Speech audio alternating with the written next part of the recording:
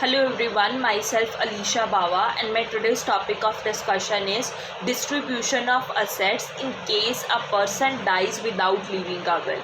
So let us discuss and continue with our topic.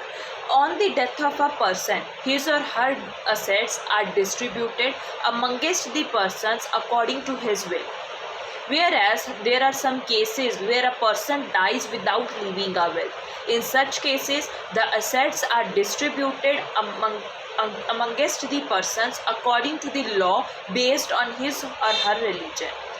The succession of Hindu, Jain, Buddhist, Sikh is governed by the Hindu Succession Act. Muslim succession, that is governed by the Muslim law, and Christian succession, that is governed by the Indian Succession Act. But in this video, you will discover the manner of a distribution of assets in case of a death of a Hindu, Jain, Sikh, Buddhist. That is the person who dies or the people who are governed according to the Hindu Succession Act, and the one who died without leaving a will. Let us discuss it. Intestate succession in case of a death of a male. In case of a male dies without making a will, his assets will be distributed according to the Hindu Succession Act, and the property that is transferred to the legal heirs of the deceased. The legal heirs are here divided into two classes, class 1 heirs and class 2 heirs. Now let us go through the class 1 heirs. Class 1 heirs consist of the immediate family linked to the person. It includes wife, son, daughter and mother. All the people in this class shall equally divide the share among themselves. Now there are various things to be noted down in this class 1 heirs.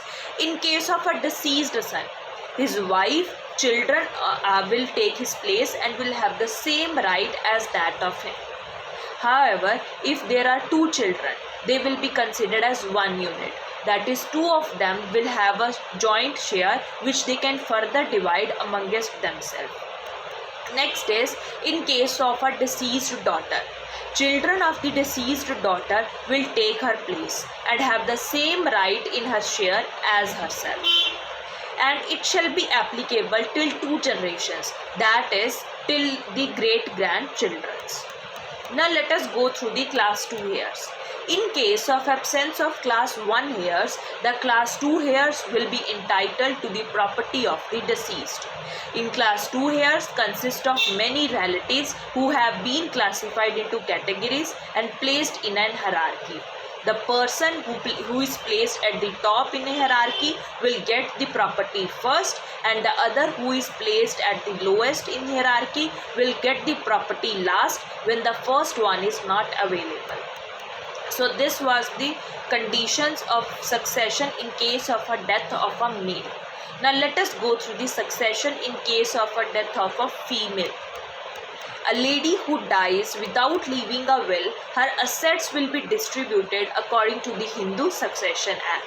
According to the Act, the first right on her assets will be of her husband, son and daughter, including the great-grandchildren, but only when her children are not alive. But if she is unmarried, then the right devolves upon her parents. Now, in absence of the above people, unlike the male succession rules where the heirs were divided into 2 classes, here there are no classes. Here the property can be acquired in 3 ways, that is self-acquired, from parents, or inherited from husband or father-in-law. There is a slight difference in the distribution of these 3 properties. First is the self-acquired. In the first case, where the property is self-acquired, if the girl is married and the children and husband are also not alive, in that case, the property shall be distributed to the heirs of the husband and so on.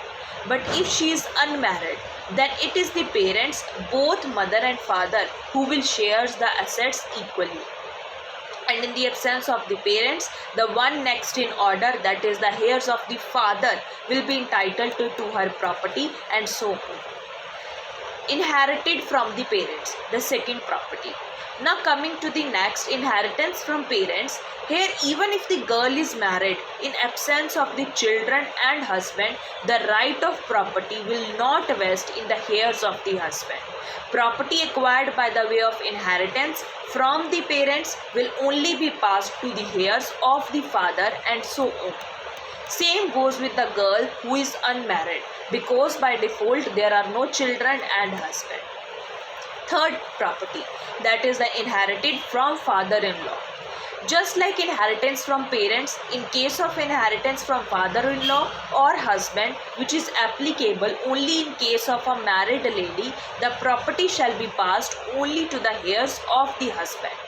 In case of the husband and the children are not available, it will be passed to the parents of the girl, even if they belong to the hierarchy.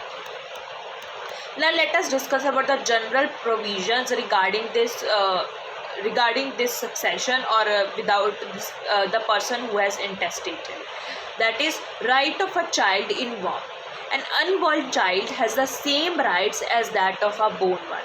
So in case of a division of a property, in case of a pregnant widow, her unborn child will be treated as a separate entity, and both of them will have the equal rights in the share of the property of the deceased.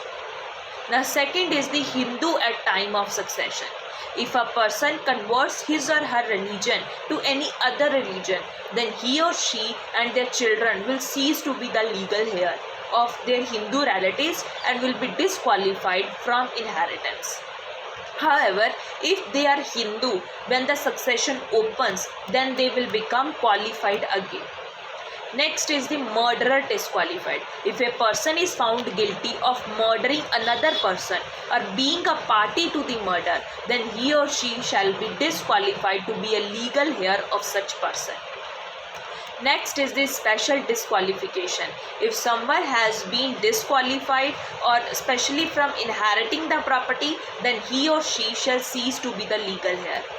Next, disease or defect, etc. No person shall be disqualified from being a legal heir on account of a disease, defect or infirmity. And the last one is widow remarriage. If the widow of the deceased remarries, she will not lose her right as an heir to the assets of the deceased. However, if the widow of the son or the brother remarries at the time of succession, she will lose her right to the succession in the property of the deceased.